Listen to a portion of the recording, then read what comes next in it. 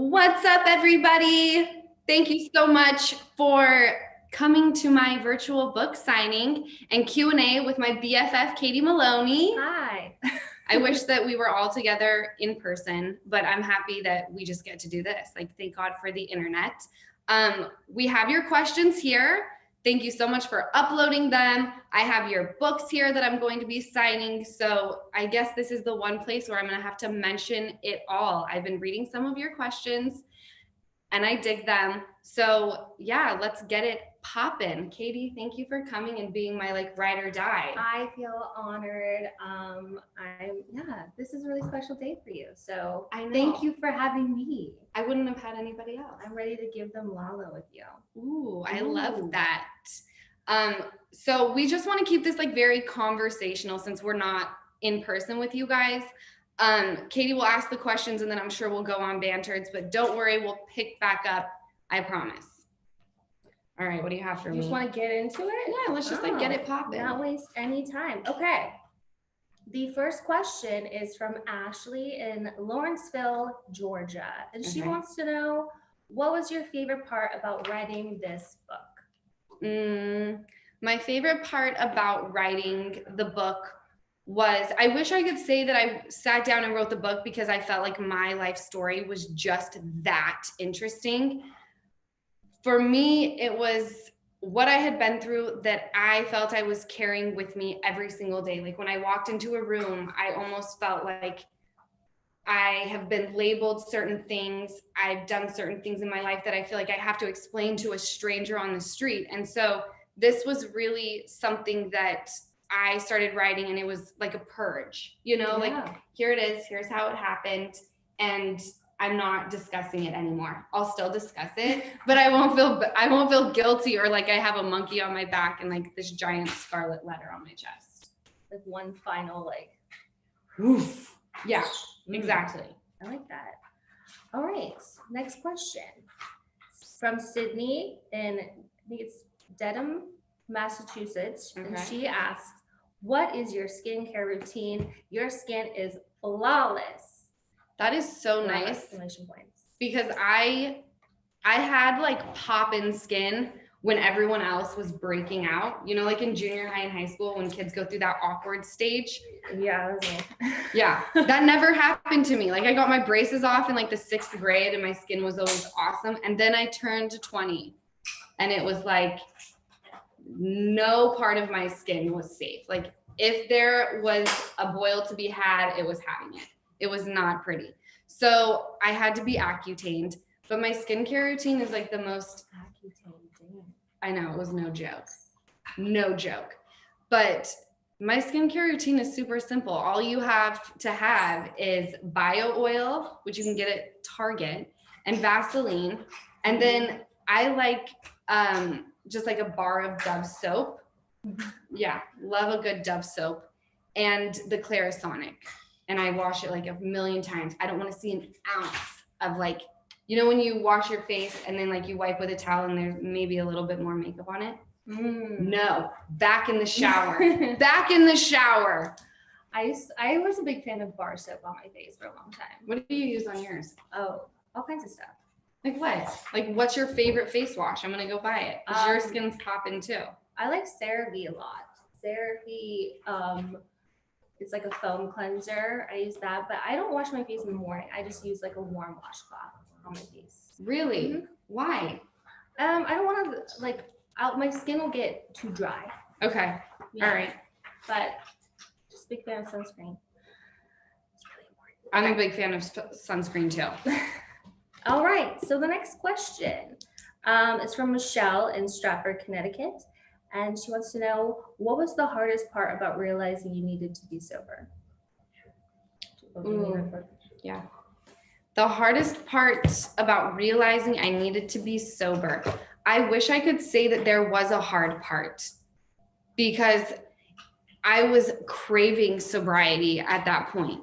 When I woke up that morning that I realized I was an alcoholic, there was no part of me that was bummed out that I had to give up drinking. It was thank God I'm not drinking anymore. It was like an elephant lifted off my chest. So I wouldn't say that there was a hard part about realizing I needed to be sober. It was more gratitude towards that idea. But the hardest part about being sober is having to deal with all of like the guilty. I was going to ask, is there guilt? Yeah. Oh, the most.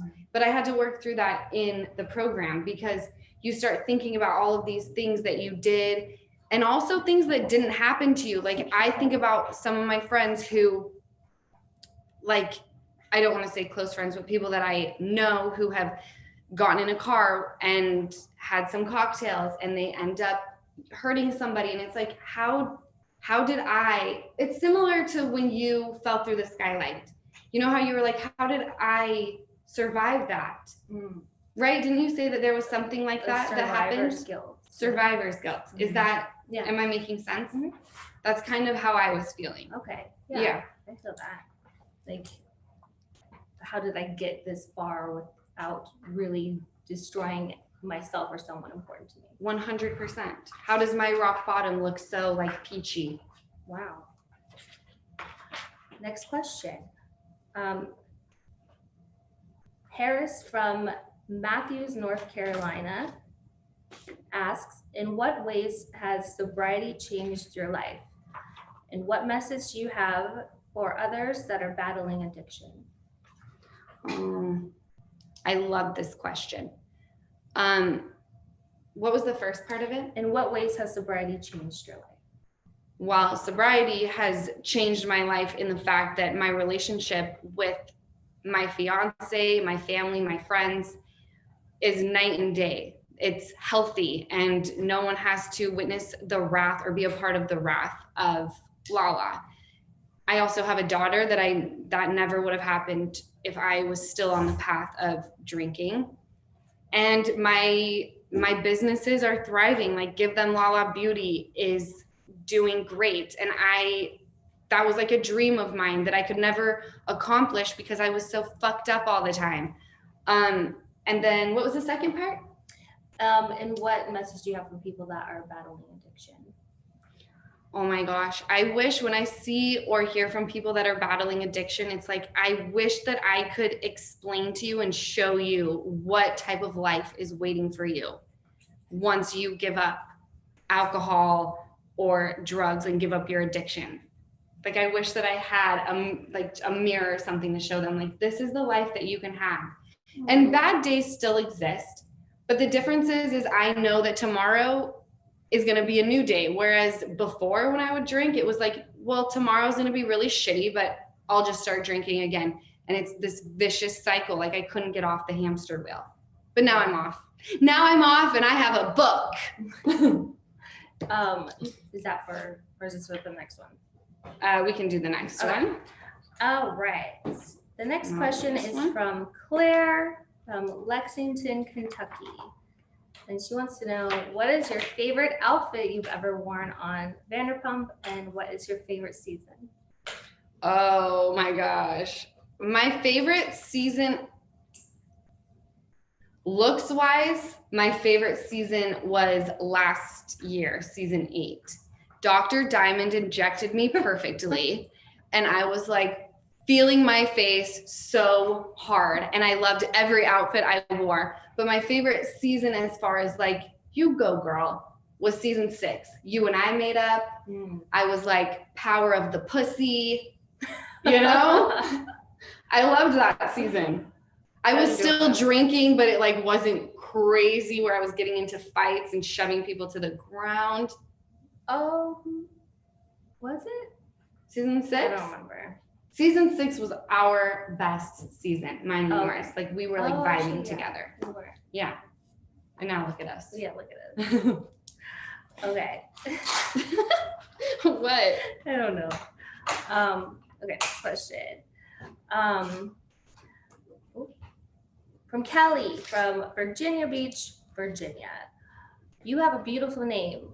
When did you change your name and why? I changed my name. First of all, I didn't even change it on my own. I changed the spelling and took on Kent because no one could say Burningham, and everyone calls me Lauren, and it's Lauren. Which it is a hard name since I haven't introduced myself as Lauren in probably like 6 years.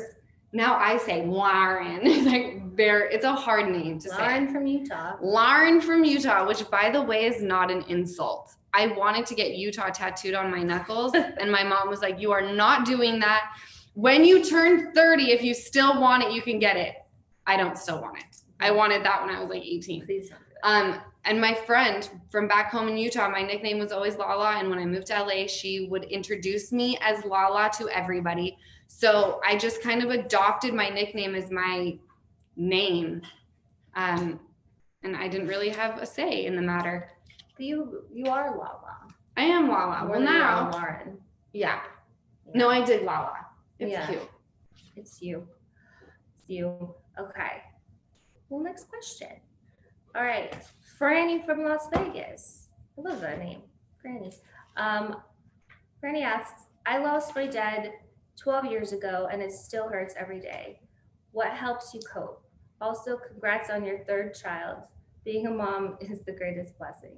Oh, I love that. When did she lose her dad? 12 years ago, and it still hurts every day. Oh my gosh. What helps you cope? She's asking. I don't know that I have anything that really I would say keeping their memory alive and celebrating them. And, you know, like when a birthday comes around or Father's Day, like I still very much celebrate those things. And I don't necessarily think that you ever get over it, but you find new ways to cope. It's like, okay. And I remember everything, like the wrinkles on his hands and his face. I remember like he started getting arthritis, so his fingers started looking different. I remember them so vividly. Sorry. I don't know why that just happened. I'm like signing my book. My dad's not here. I'm gonna pull it together. Sorry. So I feel for you. And that's my fear, is that 12 years are gonna go by and I'm still wondering how to cope. So we're in the same boat, girl. I'm not really sure what to tell you. Okay.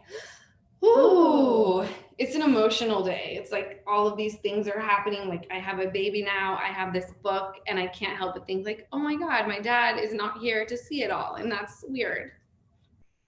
I'm so sorry. But he's proud of you somewhere. That's true.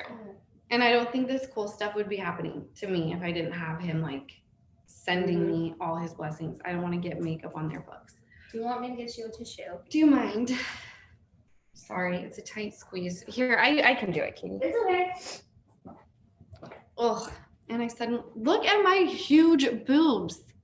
You guys, I was trying to pay homage to the cover of my book. You know. But now I have like boobs full of my daughter's meals. So I'll keep my jacket on. All right, next question. Okay. Next question is from Pam from St. John's, Florida. Okay. And she says, hey, beautiful. Congrats on baby girl Ocean. She's a beauty like her mom. Oh.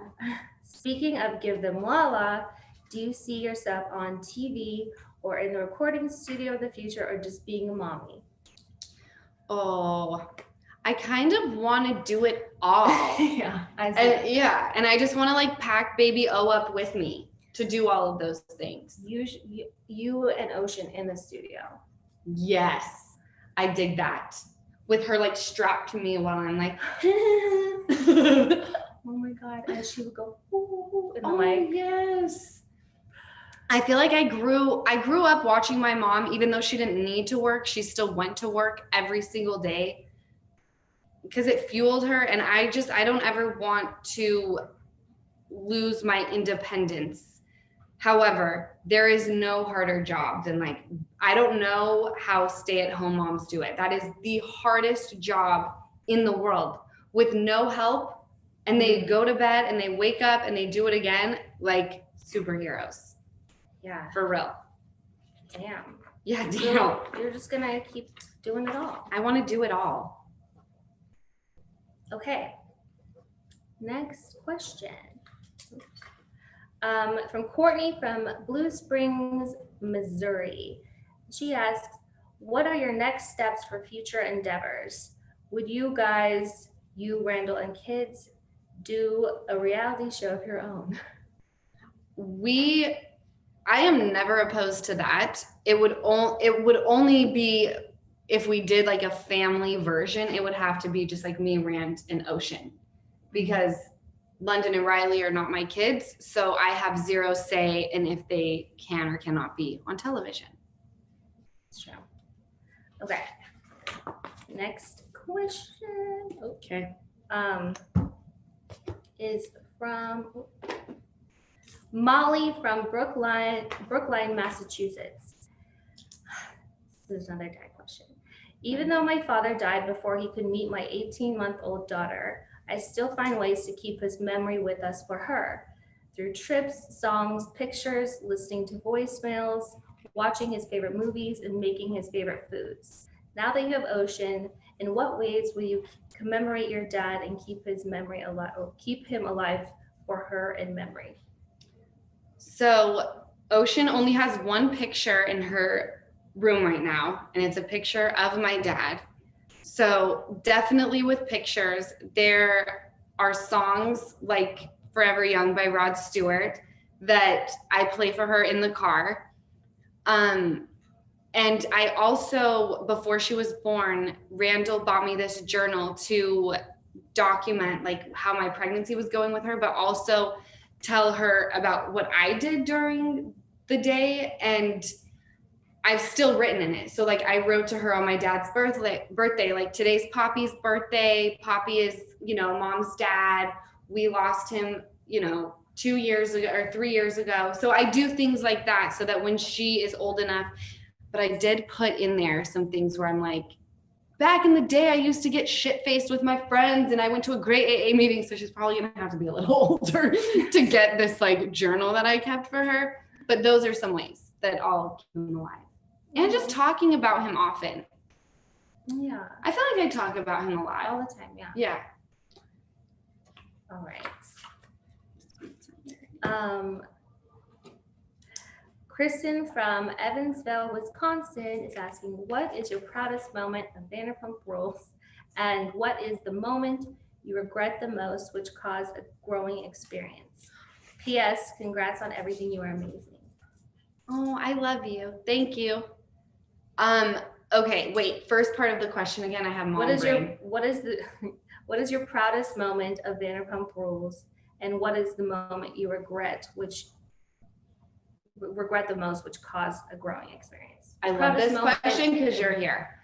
My proudest moment, I would say, was not something that actually took place on the show, but the show acted as a mirror for me. So my proudest moment was probably like getting sober and still being able to go and do a reality TV show and still be entertaining, if I do say so myself.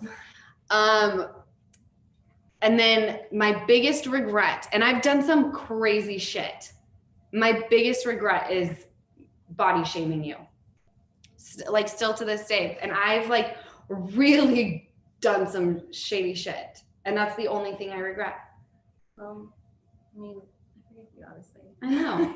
Look at us now. And I write this in the book, how I'm like, I didn't even mean what I was saying, but I was like trying to just like grasp for anything that could hurt somebody.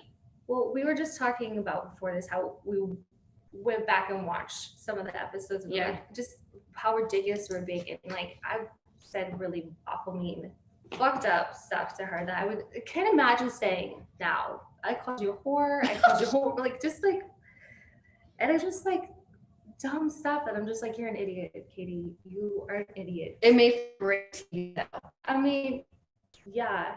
That's how I have to look at it in order to like get over it and not feel stupid. If I have to be like, well, I guess it like made good TV. We can laugh now, but also cringe because I just can't imagine saying those things to you. Hell no. In fact, fun fact that you guys didn't even ask about, but I'm going to share anyway. When I was writing the book, and so many of these like crazy life moments took place after I entered into a world of reality TV, I had to go back and watch old episodes so that I could get back into this headspace of like how I felt about these girls who are now my friends. And I did the same thing as I was watching. I was like, what the fuck? I could never. Anyway, yeah. Next question. You live, you learn, you grow, and you don't make the same mistakes again. Exactly. We are, as humans, designed to fuck up. So, anyways, next question from Dorian from Fox Rock, Dublin, Ireland. No way. Hello. Okay. Hi, Lala. First of all, congratulations on the birth of Ocean. She's absolutely beautiful. My question for you is, would you ever consider joining the Real Housewives of Beverly Hills? Lots of love from Ireland. You know, I think that I would never turn down an offer to go be on Real Housewives of any type of housewife. You know, they're all fun. She can't. But I would so miss, I don't even think I'm there yet. These women are like grown, and the way they go toes is like a different level. Isn't it? Like New York does not play. That would be so much fun though. No, we need to take note. I love New York. They're down for the cause. Oh yeah. All right. I want to go to Ireland. Okay. Next question, Bree from San Jose, California. Oh, who's your favorite housewife and why? Oh, there's so many. I love Melissa Gorga because I think she's number one, hot as hell. Yeah. She's so hot. But she's level-headed and still interesting to watch. And I like people that like, you don't have to be a freaking tornado every time you're on camera to be interesting, you know? And I also love me some Sonia Morgan and Dorinda. Oh, yeah. The entire Housewives of New York cast. Yeah, I can't pick a favorite. I can't either. All of them. I never met a housewife I didn't like. Yeah, I mean, but I also like ones that are like the level-headed. I don't like just to watch crazy. No, but they usually don't last. The ones that just like show up and act like what they see on TV is like all right, moving on. Don't you think? Yeah. Okay.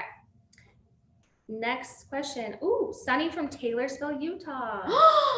Utah in the house. And of course, she wants to know, what do you miss most about living in Salt Lake? I didn't appreciate Salt Lake until I left Salt Lake, which is a huge bummer. I know. I feel that. I miss having parking lots and not having to park on the street and finding a meter. I miss Cafe Rio. Definitely miss Cafe Rio. It's like a local Mexican food joint. Seasons. What's that? 4 seasons. I miss all 4 seasons. And I just miss like the calmness. You know, everything is a daily production in LA. And I live where like I go over the hill on this side and it's chaos, over the hill on that side, it's Beverly Hills, chaos. I can't get away from it. So I just don't leave my house. Really nice. Unless I go to Katie's because she doesn't leave her house either. Hey, and that's on being agoraphobic. Okay. Melissa from Waterbury, Connecticut wants to know. Oh, it's no question. She just wants to say, you are incredible from the start of VPR to now. Wow, you've grown into such an inspirational woman. Congrats on everything. I so needed to hear that today. Yeah, feel free to just like drop on in to let me know that I'm doing a great job in life. I need to hear that shit today. I know. Okay. Rosie from Broken Arrow, Oklahoma is asking, was the writing process difficult for you to relive some of your experiences, or was it therapeutic? Also, I'm a big fan. So happy for you and Rand. Baby Ocean is a doll. She is precious. Cherish every moment. It goes so quickly. Sending lots of love. It does go by so she's quick. Asking, was the writing process difficult for you to relive some of your experiences, or was it therapeutic? Yes, it was actually both. It was difficult to write about a lot of things, like stories about, because a lot of people when I said that I was an alcoholic, they were like, I didn't know that. Like, you always seem so together. I'm like, I've met you literally 100 times and I like don't even know your name still, because I've been drunk every time we've had an encounter. So writing stories that people don't know when I was drinking, that was therapeutic, but also hard because the guilt sets back in. Writing about my dad was not therapeutic. That shit was hard and sad, especially when I had to record the audio for the book. And yeah, I think the most difficult part of it now is like, oh my God, people are going to read this and what have I done? It's going to live on forever. I mean, I was looking on like articles today and some Page 6 posted something where the headline is Lala Kent stuck her fiance's toothbrush up her butt. Because I wrote that in the book and I'm like, okay, not fun anymore. This is not fun anymore. You did that? Yeah, I did that. Hey, drunk. Keep in mind, I'm like a shower fiend. I take a lot of showers. So it was after a shower that I did it, but it was still not a proud moment. And the point of me sharing that was not to be like, here's a really proud moment of mine. No, it was to be like, I'm not good drinking. Give it up. All right, next question. Okay. So I'm just kind of, okay.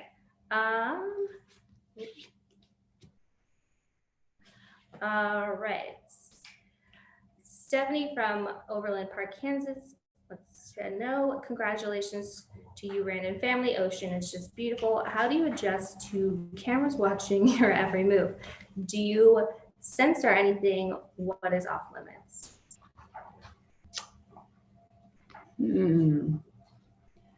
I think I have adjusted to that because it's just part of our life now, like our lifestyle, right? Do you feel like you get nervous? No, I never did. Yeah, it's kind of just like crew shows up. It's like, what's up? I'm gonna do this today. Are you interested? No? All right, I'll get it done before you guys come over, whatever. I don't know that anything is off limits. I think if someone were to bring it up, and I didn't like it, I would freak out and shut it down. I think the only thing that would be off limits is like you speaking negatively about my kid or people that I love. No. Do you have anything that's off limits? No. Like if someone started shit talking like your mom, obviously it's not off limits, but you'd be like, well, don't fucking talk about my mom. There's a difference between being off limits and disrespectful. But I mean, like, yeah, I think when people are not actively on the show, like, right. Yeah, that's stuff that's not fair game. Right. Yes. Like my mom is not a cast member. It's like she pops in and out, like leave her alone. Yeah, that's what I mean. But, yeah. But as far as like what is like stuff with me and Tom, obviously that's not been right. off limits. But no, okay. So I like that. Nothing's off limits. Okay. Next question. Oh, I told it this way. All right. Susan from Gibsons, British Columbia, Canada. Hi, Lala. You're my favorite on Vanderpump. Excuse me, just kidding. Love seeing you and Ren on Instagram. And of course, all the kiddos in Ocean. What actor or actress would you love to do a movie with and why?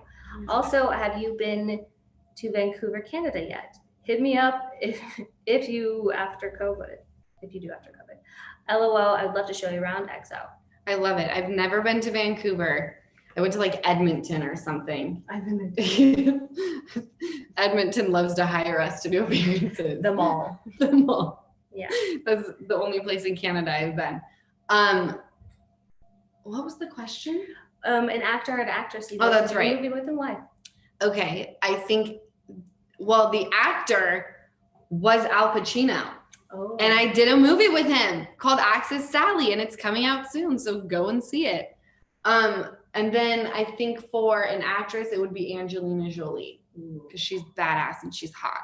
Yeah, dang. She's super hot. That's a good one. That's a good one, right? Hell yeah. Okay.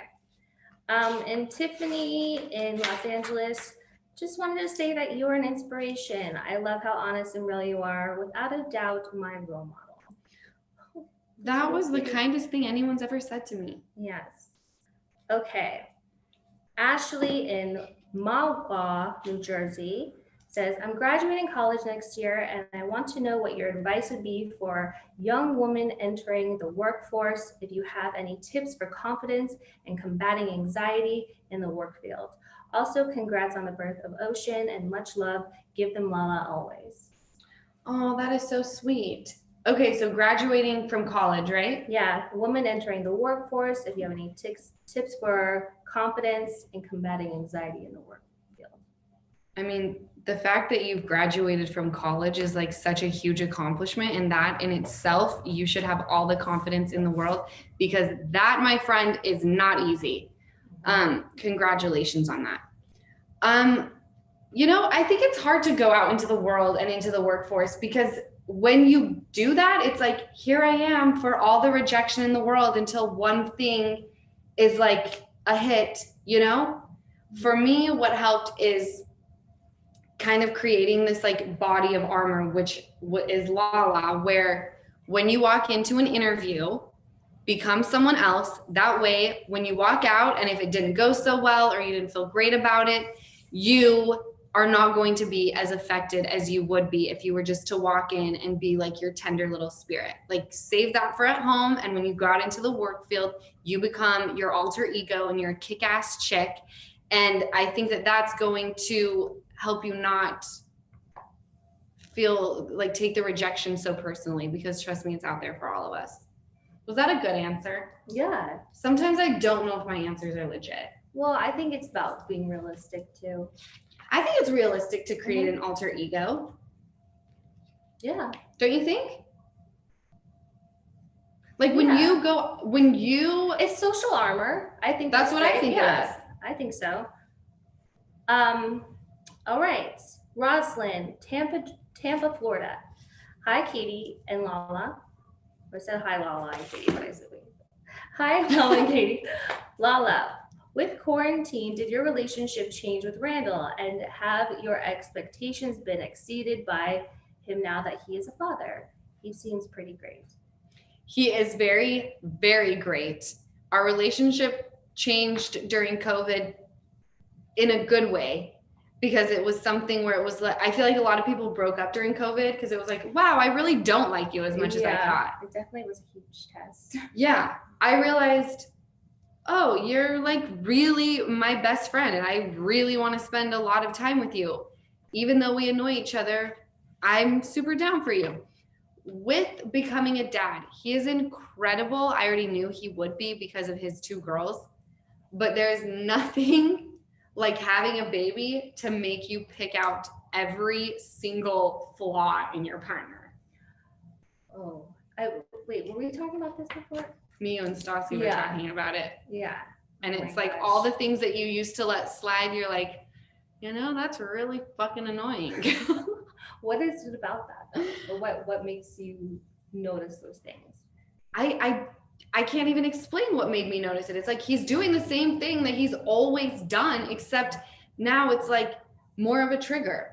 Like, you never pick up your shoes, you leave them in the middle of the room.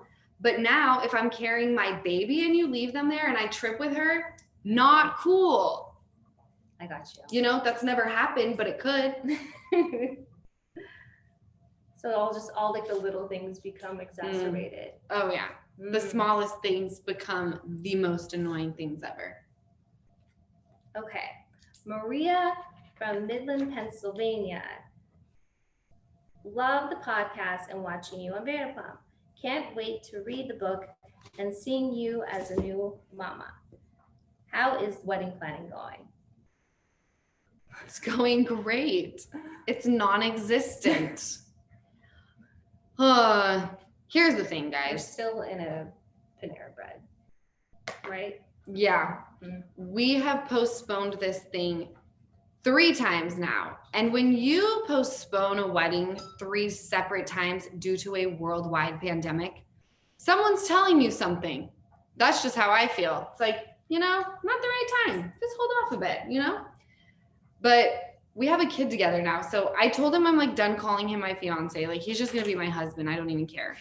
I don't need a piece of paper. The piece of paper literally just makes it harder to leave one another, I feel.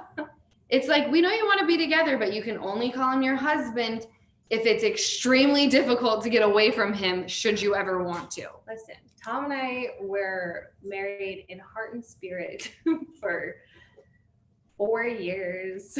I feel like that's before we made it actually legal, because we technically weren't. You know, there was one minor detail we were missing from actually being legally married, but we were married as far as I feel like you were. We were. We had a wedding. We did it. But even before the wedding, I feel like it is harder to have a relationship that you can easily get out of than it is to be like, God, I can't get out of it because I signed that document. And in the state of California, even if you guys are like equal in everything, it takes like 6 months to get around to it. Yeah. It's a lot of time. You know, I'm trying to make a quick escape should I want to. And I don't want to, but I like knowing that I could, and I like knowing that he could if he needed to. This is the time where I want to tell myself to shut the fuck up, Law. Maybe you should talk to him first. I already did. He doesn't like that idea. So we'll get married in 2022. Yeah. I mean, I say get married because I like weddings. Yeah. And, you know, I was going to be a bridesmaid. But I can still see. There was a dress I had like 2 or 3 fittings for somewhere along the line. This is how I feel about that, though, really quickly, because when I talk to Randall about it. It's about me now. It's about all of us. But this is where I'm at real quick, and then we'll do the next question. Okay. He's like, but babe, I was really looking forward to like a lot of people and you walking down the aisle. I'm like, okay, so you're excited about the wedding part. I'm talking about the marriage part. We can still walk down an aisle. We can still have 500 people, have bridesmaids, but he wants the whole thing. He wants the whole shebang, the legalized marriage. I mean, if you're going to have a party, you may as well sign the paper. All right, well, there we go. 2022 it is. All right. Okay. Janet from Port Clinton, Ohio. Hi, Lala. Are you going to write a book about your life as mom? And are you going to make another movie? Loved The Row. Oh my gosh. The Row was so fun. It was so fun. You should do a sequel to The Row. I want to do a sequel to The Row. In fact, Randall and I were talking about that pre-COVID, and we were really going to start doing it. And then obviously everything happened. And I'm going to pick that idea back up because I thought it was a super like fun movie, you know, just like easy. Can and I audition for that? 100. I want you in it. They can kill me immediately. I don't care. I want you to make an appearance and you will get killed off. Oh. Everyone gets killed off that's hot. Except for you. So, yes, because I want to make 1, 2, 3, 4, 5, 6. Are you going to write a book about mom life eventually? Simon & Schuster, you know where to find me. Book number 2. I'm here ready when you are. I would love to do that because I feel like once I finished this book fully and it was like going in, came out hot off the press, it was like, wow, that feels like a lifetime ago just because I had changed so much since getting pregnant with Ocean. Mm-hmm. Okay. Sarah from Henderson, Nebraska. I'm a mom of 5. And each time is so different and precious. Since becoming a mom, what has surprised you the most with having a newborn? By the way, you are rocking it as a new mommy. It suits you well. Oh, that's so sweet. It's like the biggest compliment anyone could give me now. That is. The biggest surprise, right? Yeah. What has surprised you the most with having a newborn? Gosh, I would say like the biggest surprise that no one could prepare me for was obviously how much you love your child. Like no one can prepare you for that. But when she's screaming and you don't know why, I don't think anyone prepares you that like it kind of does get old where it's like, wow, like you could totally stop right now. I would really dig that. And you go through the checklist because they tell you there's no other reason your baby would be crying unless it's a dirty diaper, hungry, or tired, right? So when I've done all of those things, then I'm constantly harassing my pediatrician, and he's like, sometimes babies just cry. What? And I'm like, well, how do I get that to like stop? You know? Like, I need it to stop. Oh no. Yeah, she's been having a time lately, I feel like. Gases. Yeah. The gas. Well, she came early because her stomach was not growing. So they needed to get her out of the womb, not too early, but early so that she could start, you know, feeding on the boob, because the umbilical cord was just not doing its thing, and the placenta was also not doing its thing. Yeah. Poor Ocean. I know, that's the other thing, is you want it to stop, but it's also like you're looking at her and she now has tears. Her tears came in. Oh. So now when it's happening, I just feel so bad. It's really sad. There's like these like tiny little helpless things. I know. Okay. All right. Amber Lee, Marathon, Ontario, Canada. Oh. Love you, Lala. What are you most excited about filming VPR now that you are a mother, and how do you think it'll be different? Oh my gosh, it'll be different because I'm actually interested to see if crazy is in my DNA, and like when people trigger me, if I just like pop off because it is in my DNA, or if motherhood has calmed me down. I'm curious. I'm curious too. Yeah, because I thought that getting sober would calm me down, and then I'm like ripping Raquel's head off in Katie's kitchen, you know? And I'm like, okay, I thought that this was gonna like simmer down, and it has not. So we'll see. I don't know. I would like to say that it will, because now I have a kid to think about, and I don't want her to be like, you acted that way when I was like born. Oh, I'm setting myself up right now. You never know. You never know. All right. Got a couple more. Okay. Couple more. All right. Julie, Tampa, Florida.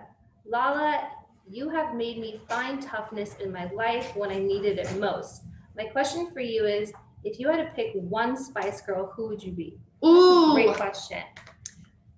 I would either be Scary Spice or Ginger Spice. Ooh. Because I thought Ginger Spice was so much fun. She was like spicy, but like not too girly, but just feminine enough to be like badass. Do you get what I'm saying? Mm-hmm. It was like, I loved them all. But I felt like Jerry was the one who was like the most comboed of them all. Yeah. Does that make sense? Yeah. Who would you be? I always wanted to be posh. She would want to be posh. I want to be posh, and I get so mad when my friends are like, you have to be sporty. I was like, oh.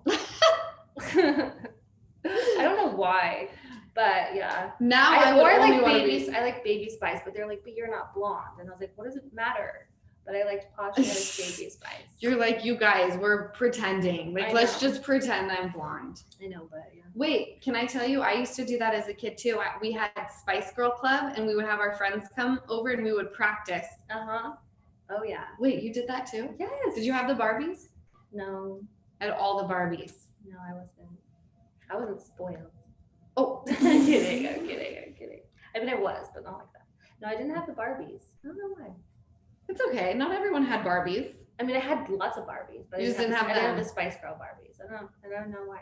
Don't worry. It didn't even look like them. They looked weird. Okay.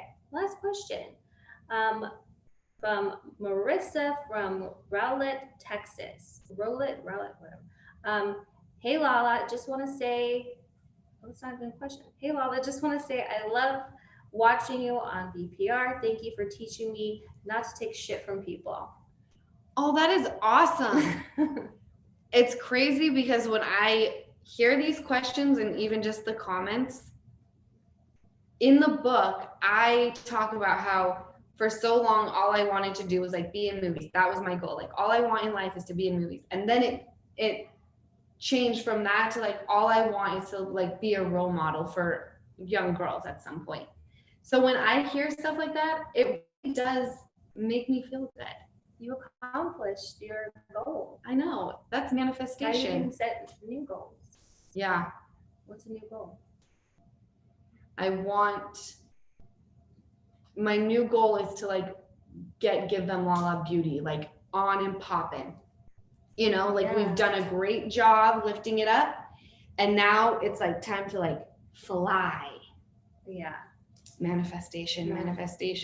See it, believe it, become it, right? Yeah. That's how it goes.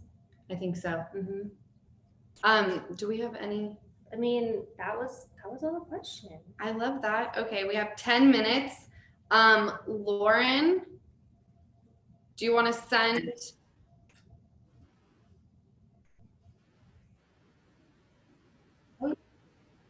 Have you read the book? I haven't got a copy yet. I didn't give you a copy? No, I ordered a copy. All right. Because I like to support my friends and, you know, their endeavors and all that. But if you want to read something from it, that'd be fun. Yes. Okay. This is from chapter 4, Bossing Up to Bullies. Backstabbing, bullies, and death threats. I'm not talking about Vanderpump Rules. I'm talking about motherfucking elementary school. I was 9 years old when I received my first online death threat. I had one of those Apple computers that looked like a bubble TV and came in different colors. Mine was blue. I got home from school, fired that bad boy up, waited for my dial tone internet to kick in, and launched AOL Instant Messenger. In the chat room, I saw a message, "I'm going to kill you one day." Yeah, no joke. Who was that from? Oh, I'll tell you. It was sent by this granola kid, Philip, who was in my 3rd grade homeroom class. I can't remember exactly what I wrote back to him, but it was definitely a lyric from a Tupac song. This threat came shortly after the horrific Columbine shooting, so when I showed my mom, she lost it. She called Principal Hicks and demanded he bring Philip and his mom into the school for a meeting between us all. Principal Hicks agreed. This little fucking Jeff, right? I won't read the whole thing because you guys have the copies, so you guys can like go on to read it, but I will say this.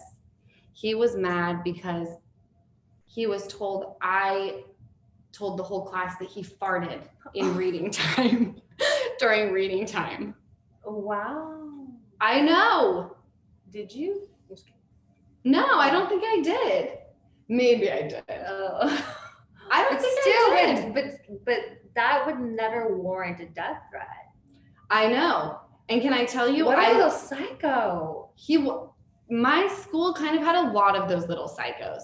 And I write about them in the book because you look back on elementary school, like that's Riley's age, my stepkid who's 7. And I'm like, I can't imagine like her friends getting on an iPad and be like, I'm going to kill you. Right? No. Oh, I mean, I remember bullies definitely, you know, in elementary school and junior high, but like not like that. That's crazy. I mean, like kids were definitely mean. I remember like boys were particularly mean in junior high school. I remember one kid, my last name is Maloney, but kids would call me Baloney. Kids are very original, you know. That actually is kind of good though. Oh, someone's waving. Who is that? I don't know.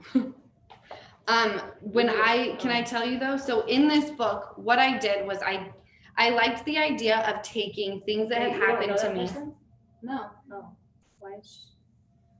I don't know that person. Okay. I took stories that had happened to me back in the day and like evolved them into things that had happened to me later on in life. So for this, what I just read to you, it was like, okay, that was when I developed a very, very sharp tongue.